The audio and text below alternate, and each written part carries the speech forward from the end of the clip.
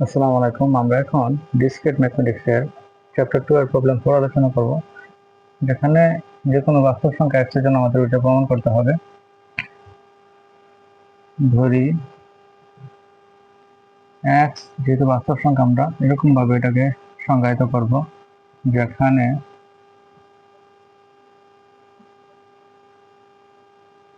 এর মানটা হচ্ছে 0 এর সমান অথবা তার চেয়ে বড় এবং 1 থেকে ছোট।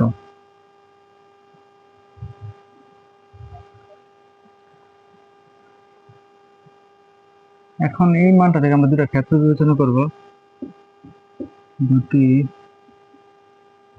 ক্ষেত্র বিবেচনা করি, যেমন কি এর মানটা আমরা হাফের থেকে ছোট নিব একবার, এবং এর মান হাফের থেকে বড় অথবা তার সমান। এই মানের সাপেক্ষে আমরা তার সাথে তুলনা করব। ক্ষেত্র 1 হতে কি পাই আমরা, যদি আমরা এটা নিয়ে আলোচনা করি, সেটা কি এপসিলন হাফ থেকে ছোট। যদি আমি লিখলাম এরকম এপসিলন হাফ থেকে ছোট, আবার কি 0 থেকে বড় অথবা সমান। ঠিক আছে, এর জন্য আমরা যদি 2 দ্বারা গুণ করে দিলে কি হবে, 0 টু এপসিলন 1। ঠিক আছে, এখন সহজ হয়ে গেল আমাদের মানটা। এখন যদি আমরা এখানে মান বসাই, তাহলে কি হবে 2x। 2x এর জন্য কি মান পাওয়া যাবে, 2 দ্বারা গুণ করা হবে, 2n প্লাস 2 এপসিলন। হ্যাঁ, তাহলে 2x যদি আমরা মান বসাই এখানে 2n প্লাস 2 এপসিলন। এখন এটা হচ্ছে ফ্লোর ফাংশন। ফ্লোর ফাংশনের বেলায় আমরা ছোট মানটা বসাবো, এপসিলন 0 এর সমান। তাহলে 0 বসাই দিলে কি হবে, এখানে 2n থাকবে। আবার ডান পাশের মানটা কি হবে, x প্লাস হাফ। এখানে যদি আমরা মান বসাই তাহলে কি হবে, x হচ্ছে কি n plus epsilon plus n plus epsilon plus half.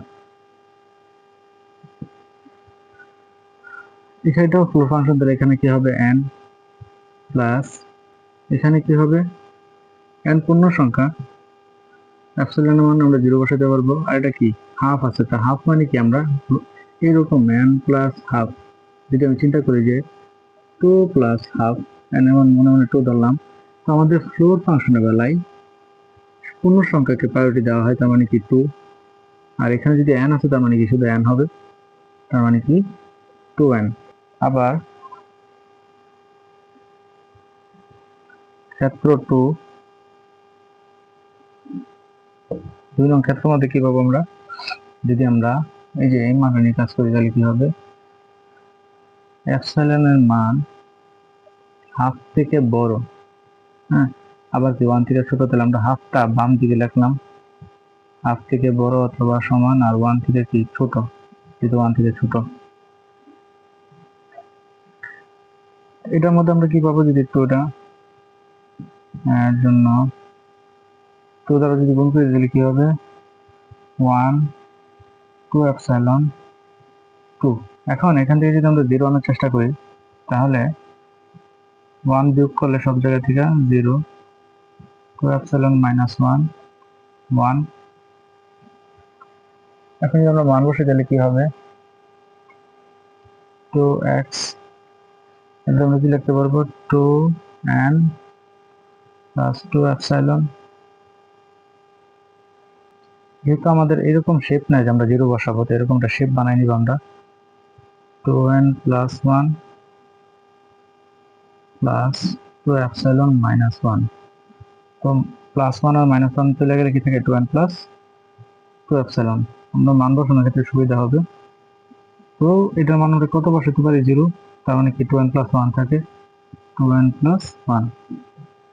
এখন যদি আমরা ডান পাশের মানটার দিকে তাকাই, কত, x প্লাস হাফ। তো এখানে কি লিখতে পারি, n plus epsilon plus n plus epsilon plus এখানে শুধু এপসাইলনের মান আমাদের কাছে নাই। এই সমীকরণগুলো কোথা থেকে আসছে? এখান থেকে আসছে।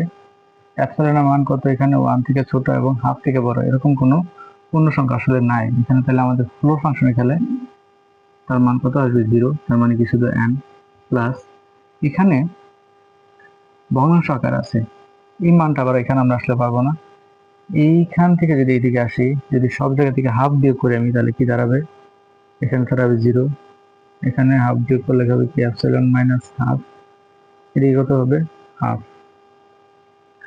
এই শেপটা যদি আমি এখানে দেখি, নাই, আমি তৈরি করি এখানে n plus 1 plus epsilon minus half